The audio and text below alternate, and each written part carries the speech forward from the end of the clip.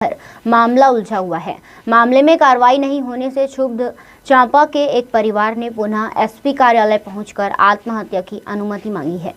चांपा कोटा डबरी की बबली पटेल अपनी मां दूधमुहे बच्चे को लेकर अपनी बहन के साथ पुनः एसपी कार्यालय जांजगीर पहुंचे। उन्होंने एसपी को ज्ञापन देकर मामले में कार्रवाई की मांग की। वहीं शीघ्र कार्रवाई नहीं होने पर उसे परिवार के साथ आत्महत्या की अनुमति देने की मांग की है। गौरतलब है कि कोटा डबरी का रामकुमार पटेल ड्यूटी में जाने के लिए बीते 17 जून अपने घर से निकला था, लेकिन रास्ते में वह रहस्यमय ढंग से गायब हो गया। काफी खोजबीन के बाद भी जब रामकुमार का पता नहीं चला तो परिजनों ने मामले की सूचना चांपा थाने में दी।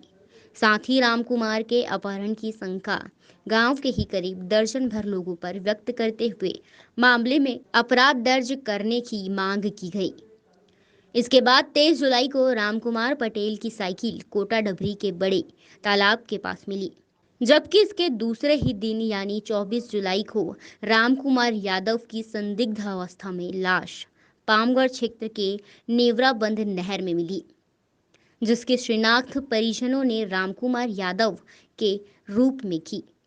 इसके बाद भी परिजनों ने पुलिस से मामले में कार्रवाई की मांग की, लेकिन अब तक किसी तरह की कार्रवाई नहीं हो सकी है।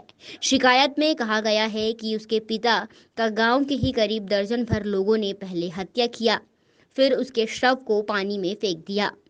इस पूरे मामले से पुलिस को बार बार अवगत कराया गया, लेकिन पुलिस कार्रवाई करने से कतरा रही है। सर, मेरे पापा का हत्या हो गया है और उसमें थाना कोई कार्रवाई नहीं कर रही। हम एसपी ऑफिस आज आए हुए थे, डीजीपी महोदय जी के पास भी गए हुए थे, लेकिन उसके बाद भी कोई भी कार्रवाई किसी तरह से नहीं हुआ है सर। और मेरे पापा को भी हम लोग पहचान लिए हैं, जो हत्या के उनको भी पहचान लिए, लेकिन उसके बाद भी ये बोला जा रहा है कि अभी तक वो आपके पापा नहीं है, ये बोला जा रहा है। मेरे पापा हैं, हम लोग सब पहचान लिए हैं और इन लोग केवल डीएनए के बेस पे उसको रोक के रखे हैं सर। कोई कार्रवाई नहीं हो रहा है। अभी हम लोग को भी मारने का कोशिश किए हैं जान से, और धमकी भी दिए थे और मारने का भी कोशिश किए हैं परसों रात में। कौन कौन है जो धमकी दे रहे हैं और कितने लोग हैं वो? उसमें से 4-5 जने हैं सर। सभी का नाम लिस्ट में हम लोग पहले भी दिए हैं, सबका नाम लिखित हम लोग आवेदन दिए हैं। आवेदन में सबका नाम दर्शा दिए हैं कि ये लोग मेरे पापा का पहले अपहरण किए थे, 1 महीने तक उसको कैद करके रखे, उनको टॉर्चर किए हैं, उनके बॉडी पे पूरा निशान था टॉर्चर करने का। आप किस तरह की कार्रवाई चाहते हैं और कार्रवाई नहीं होने पर क्या करेंगे आप? सर, मेरे पापा के साथ जिसने घटना किया है उसको सजा मिलना ही चाहिए। अगर नहीं मिलता है तो फिर हम लोग को सब परिवार को आत्महत्या की अनुमति दे दी जाए और हम लोग यही सब परिवार आकर आत्महत्या करेंगे, जिसका जिम्मेदार शासन की होगी सर।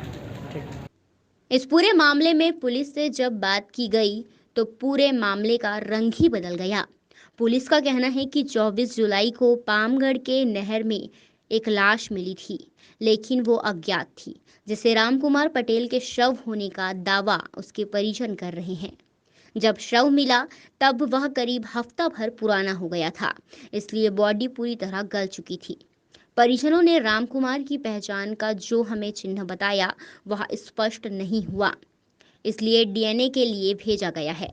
रिपोर्ट आने के बाद पहचान होने की स्थिति में आगे कार्रवाई की जाएगी। ये चांपा थाना क्षेत्र के ग्राम कोटा डबरी की रहने वाली बबली पटेल, जिनके द्वारा पुलिस अधीक्षक कार्यालय में आकर एक अपना शिकायत आवेदन प्रस्तुत किया गया है कि उनके द्वारा अपने पिता राम कुमार पटेल, जो कि 17/6/2021 को ड्यूटी जाते समय निकले थे घर से और उसके बाद वो वापस नहीं आए, जिस पर थाने में उनका गुम इंसान दर्ज कराया गया था। और उसके लगभग 1 महीने बाद 24/7 को जो मृतक है राम कुमार पटेल, उसका शव एक नहर से बरामद हुआ, जिस पर मर्ग जांच हेतु जो चांपा पामगढ़ थाने में दर्ज किया गया है और उसमें विवेचना की जा रही है। मामले में क्योंकि शव अज्ञात था, बाद में उसकी शिनाख्ती परिजनों के द्वारा की गई है, परंतु इसकी पुष्टि करने के लिए डीएनए टेस्टिंग हेतु भेजा गया है, जो रिपोर्ट अभी भी प्राप्त नहीं हुई है। मामले में विवेचना की जा रही है और इनकी शिकायत में जो भी तथ्य जिसमें संदेहियों के बारे में इनके द्वारा बोला गया है, डीएनए रिपोर्ट जैसे ही प्राप्त होती है और ये कंफर्म होता है कि वो मृतक राम कुमार पटेल हैं, उसके बाद इनके द्वारा जो अंदेशा जाहिर किया जा रहा है, जो संदेहियों के नाम बताए जा रहे हैं, उस पर तस्दीक की जाएगी। मैडम, परिजनों के ऊपर पैसा लेने का आरोप लगाए हैं पुलिस द्वारा। इस मामले में कोई जानकारी नहीं है। लिखित रूप से उनके बारे में अगर ऐसी शिकायत दी जाती है तो उस पर वैधानिक रूप से जांच की जाएगी। परिजनों का ये भी कहना है मैडम कि अभी लगातार संदेहों के द्वारा उनको धमकाया जा रहा है और उनको मारपीट किया जा रहा है। हाँ, वो शिकायत उनकी जो शिकायत आवेदन उन्होंने पुलिस अधीक्षक कार्यालय में प्रस्तुत किया है उसमें उस चीज़ का लेख है जिस पर शिकायत जांच भी की जाएगी और साथ में जो विवेचना की जा रही है वो अलग स्तर पे विवेचना भी चल रही है।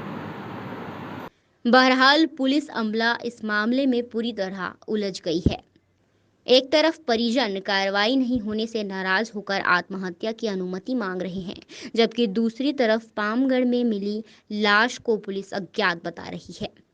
इसके अलावा पामगढ़ में मिली लाश के पीएम में भी मौत का कारण स्पष्ट नहीं है, इसलिए पुलिस ने बिस्सा के लिए भेजा है। सबसे बड़ा सवाल यह है कि यदि पामगढ़ में मिला शव अज्ञात है तो 3 माह पहले रहस्यमय ढंग से गायब हुआ रामकुमार यादव आखिर कहाँ है? उसे जमीन खा गई या आसमान? इस सवाल का जवाब पुलिस को ढूंढना चाहिए। सीजी लाइव न्यूज़ के लिए दीपक तिवारी के साथ कैलाश कश्यप की रिपोर्ट।